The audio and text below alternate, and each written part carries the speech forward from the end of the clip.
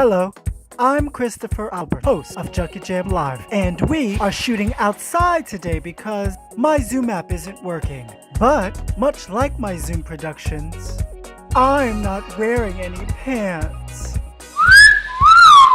On today's special edition of Junkie Jam Live, I welcome my good friend, world-renowned, site-specific, multidisciplinary, and installation artist Abigail DeVille to tell us all about her latest site-specific installation right here in Madison Square Park, New York City. Not only is she a native New Yorker, but after receiving her MFA from Yale University, she went on to exhibit her work all across the United States and Europe. Her work, often rooted in the themes of the history of racist violence, marginalization, and cultural invisibility, has even been written up by the New York Times and the Washington Post. Her latest, site-specific sculpture entitled Light of Freedom also highlights the lost regional history of the first blacks of New York. While most of us contributed nothing but t-shirts and blank social media posts, the ongoing Black Lives Matter movement inspired her to create this masterpiece. And she's here to tell us all about her site-specific installation because I can't read any of this. This is a very special edition of Junkie Jam Live.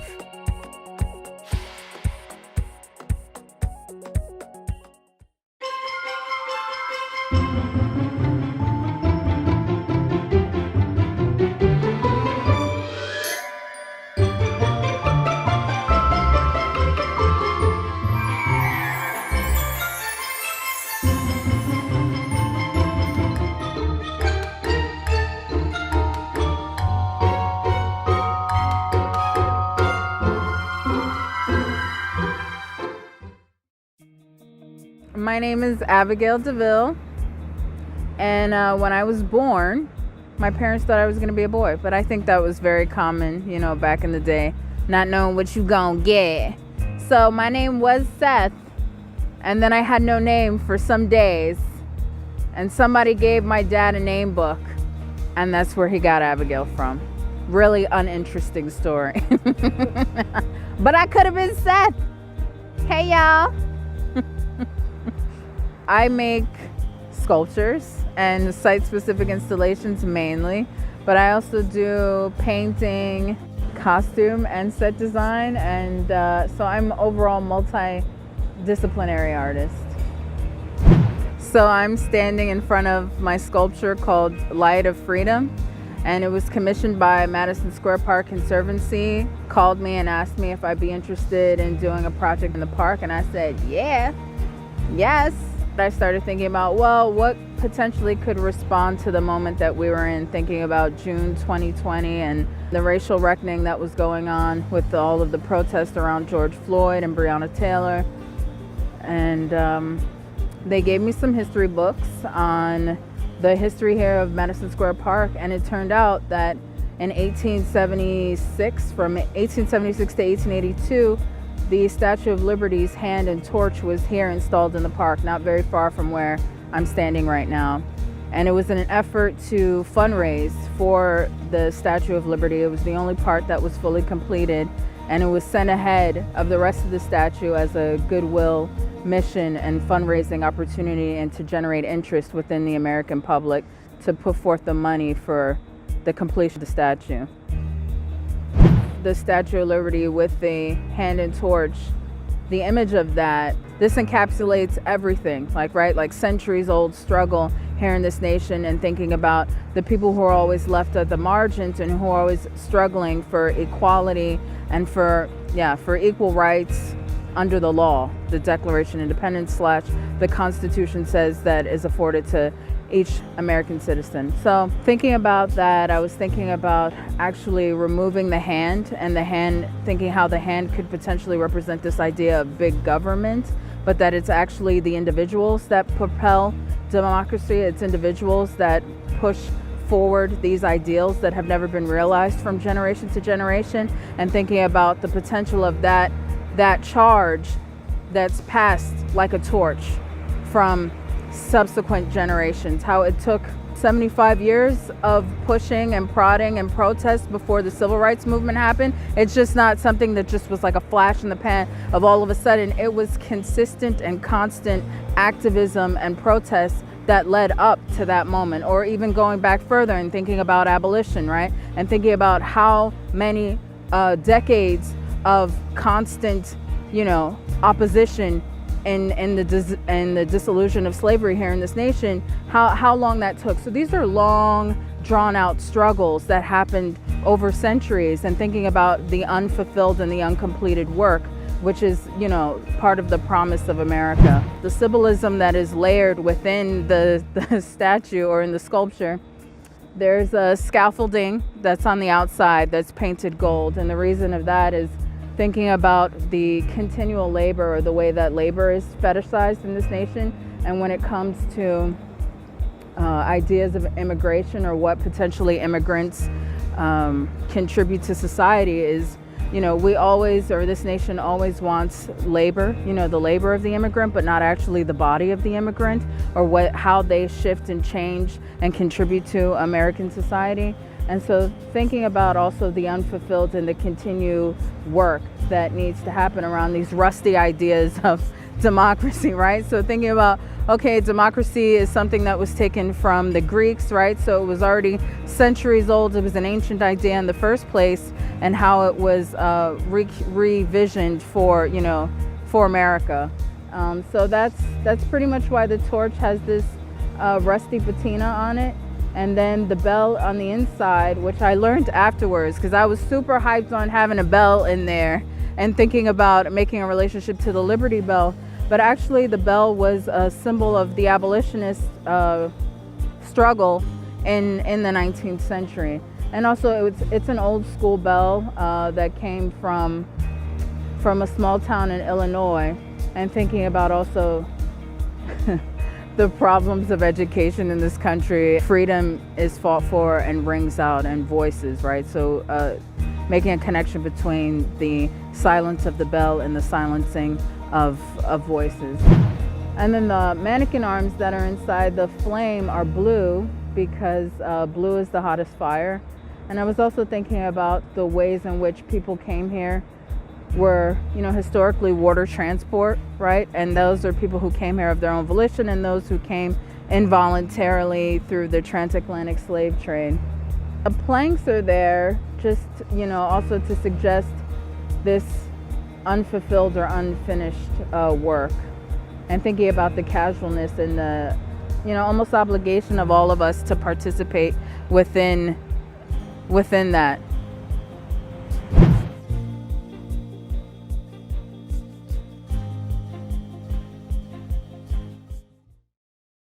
Did you know my friend did this? You don't care, do you? I didn't vote for you.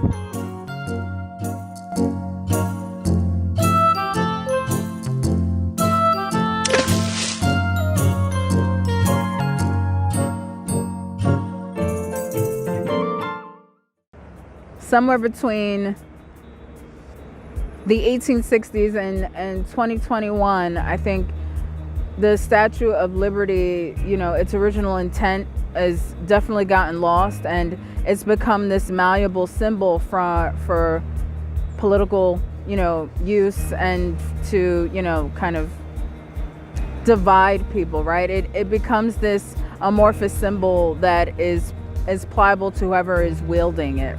So it turned from being a statue that was supposed to be celebrating the end of slavery in the United States to a statue that then was framed as being a gift for the first centennial of the United States. So there was a kind of push and pull between the meaning of what it was from its very inception. Actually, the chains that the Statue of Liberty has underneath her foot, she was originally holding in her hand, instead of that book that says, July 4th, 1776, or whatever it is. She's also modeled on a Roman goddess named Libertas. She emancipated people, and so that is where the model came from. It was a statue in its inception, and its full meaning was about the end of slavery. In 1626, 11 Angolans were brought here. They're the first black people to be here in New York City, which was then New Amsterdam. And I think the city had only been founded for maybe about 3 years before their arrival. They were able to petition the Dutch government, or the West Dutch India Company. I always want to switch those two words around. Yes, for their freedom, which was granted to them, I think, maybe about 18 years after being here.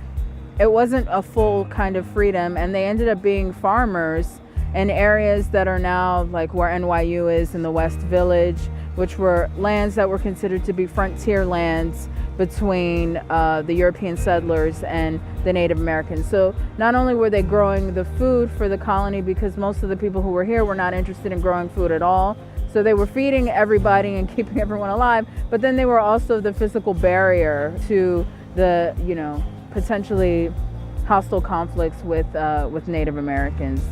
And so that was also a part of my thinking with this, was to honor them, right? Like the first black people who were here, who set up communities, who fed the colonialists here, and who had their lands taken away from them within a generation or two after the British took over New York City. It became illegal for black people to own land or to be property owners. And so then that's where the more kind of rigid apartheid slave situation started happening here, which is embedded in the bedrock of New York City, and I think those some of those iniquities are still with us today. The key reasons for me wanting to make this sculpture was to be able to respond to the moment and honor the Black Lives Matter movement, which has been ongoing since 2013. And thinking about that as a 21st century update to the continual liberation struggles that have been going on here for 400 years. Even I think in all of the conversations that have been going around in terms of the historical reckoning and dealing with public monuments and public space, and all the Confederate statues that were removed this summer, and in a way for me to think of a temporary monument as a public sculpture for the Black Lives Matter movement. And so then I think that also perfectly ties in with the original intentions of Bartoli in having it as a sculpture that could address or celebrate the abolition of slavery here in the United States.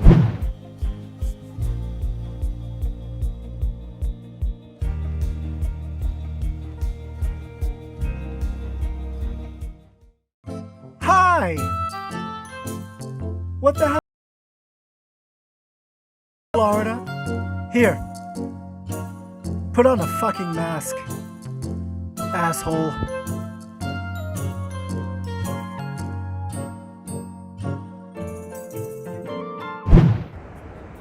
I think the critical reception or the public reception to the piece has been really wonderful.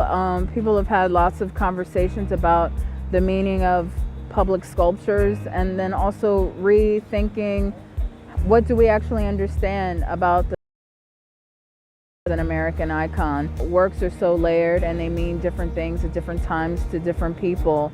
And I think I've heard from the parks staff here that there have been many groups of people that have gathered around the sculpture and talked about it and discussing what it actually means, or potentially what the symbol of the Statue of Liberty means. And so I think it's generated a lot of good conversation, and I really couldn't ask for anything more than that. So what's next for Light of Freedom is it will be traveling. It's on the road, taking a tour of America. Bentonville, Arkansas, and it'll be on view at the Momentary, and then it will be traveling to the Hirshhorn, which is right across the street from the National Mall in Washington, D.C. So I'm excited about that. I'm excited to see what other stories the torch will unearth. in its travels and the sticky little residue that it'll accumulate from traveling from place to place. Upcoming, I have an exhibition. I'm in a group exhibition at Pioneer Works that will open April 2nd. That's about it. Stay tuned. Up next, I quiz Miss DeVille about her knowledge of Lady Liberty. And then I quiz Lady Liberty about her knowledge of Miss DeVille. Spoiler alert, Miss DeVille wins. 'Cause you know, Lady Liberty can't speak.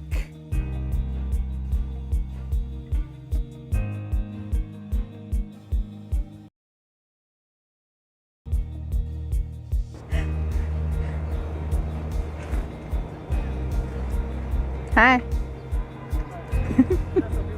Thank you. That's me.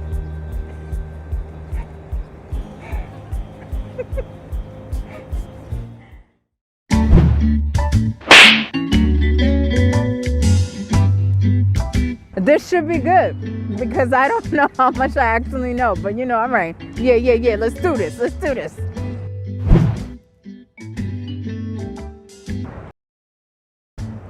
Liberty enlightening the world.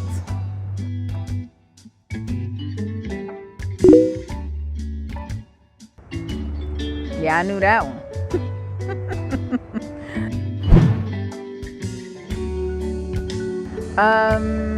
You know, whatever that plated material is before it turned green, before it oxidized and turned green, it flew out of my head. We all know what it is. It's copper.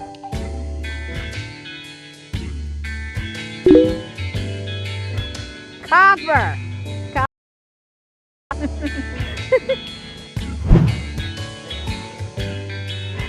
Does she have on her what?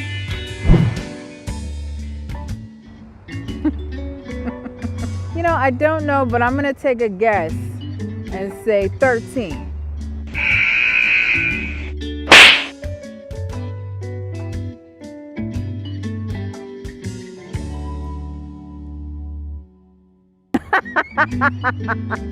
Okay.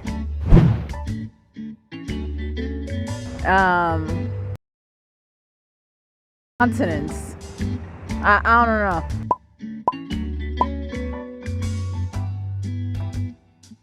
That's it?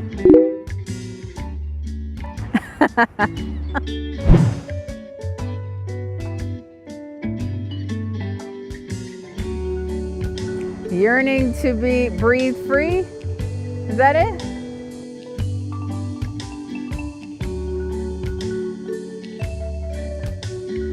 Yeah.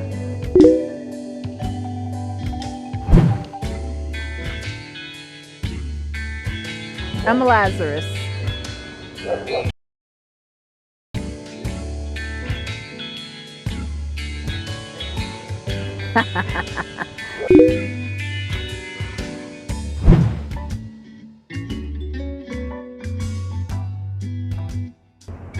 They say his mother, but that might not be true. They think it's maybe a model that modeled for him when he spent time here in New York City at some point, maybe in the 1860s. So nobody knows.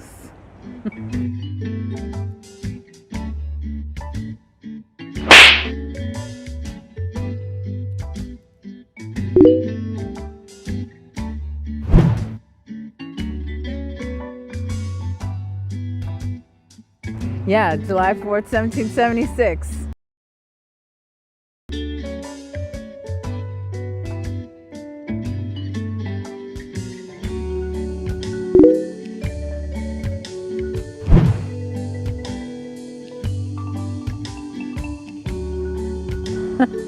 She has on some sandals and she's stepping on a shackle.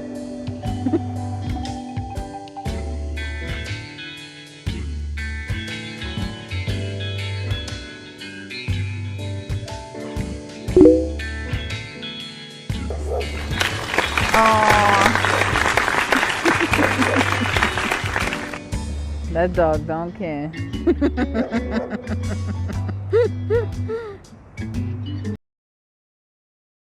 Okay.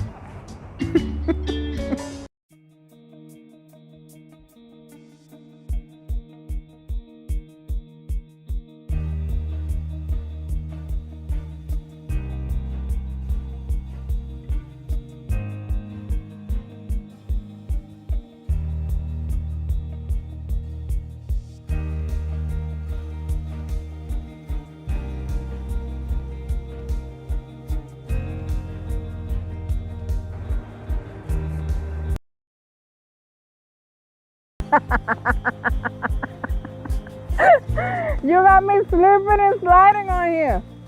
Hey, get off of there.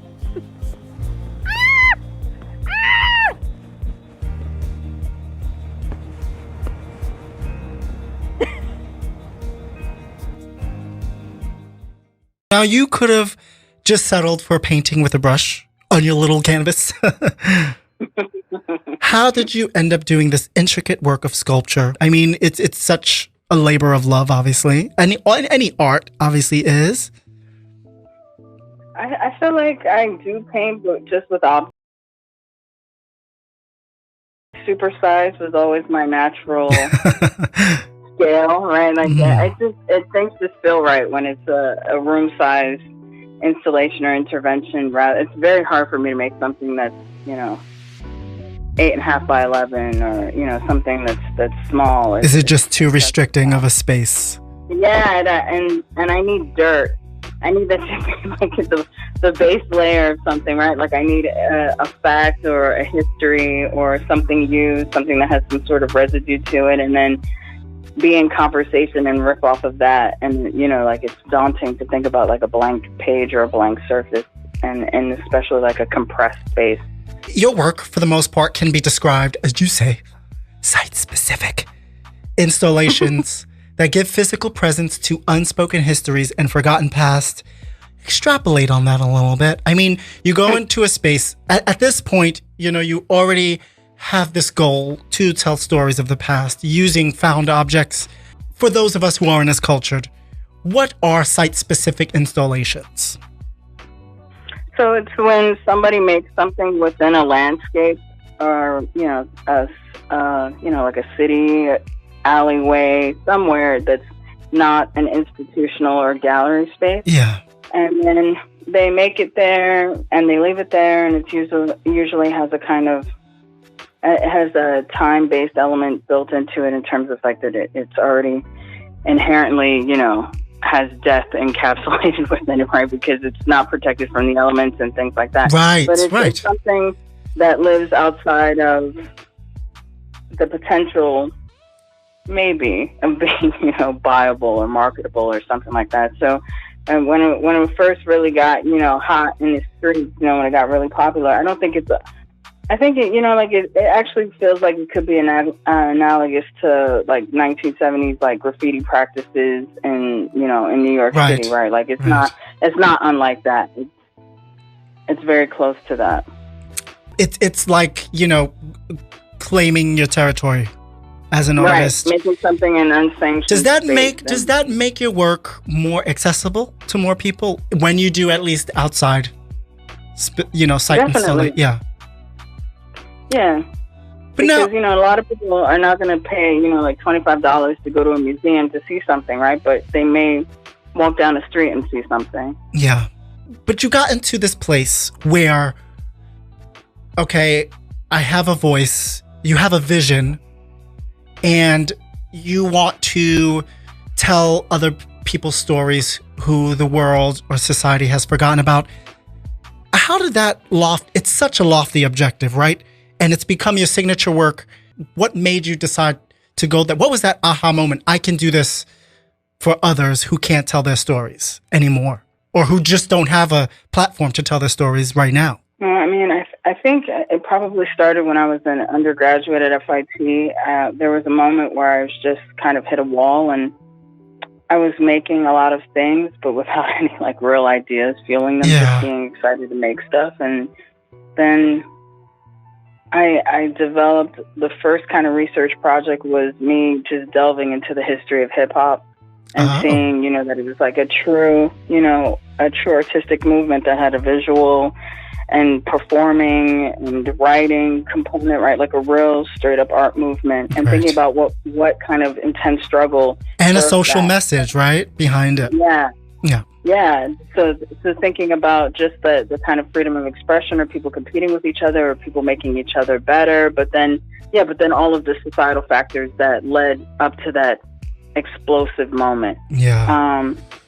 So that was really the first research project, and then thinking through that, and then larger, right? Like trying to make these connections with small spaces of like my grandmother's project apartment, or like thinking about our place within the universe. Somehow I got there. I'm not sure when that really happened. Maybe like around 2009. Oh, well, it I doesn't. started thinking about the universe. We don't have to set a date to it, but you know it. I mean, I guess as an artist, you get to this. There, I started thinking about the stars. You studied the classics. Place within that. You studied the classics. You do what you gotta do, and then like, what the hell am I doing this for?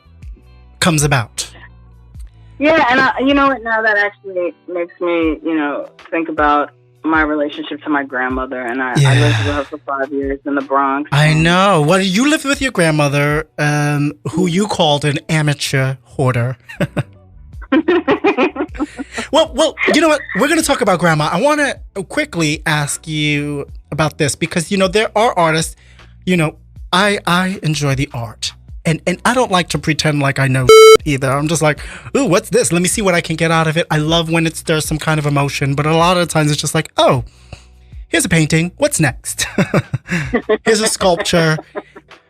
But now there are artists out there, who repurpose materials. I've seen cute things done with hula hoops, gum wrappers. What sets your work apart from others who source salvaged materials?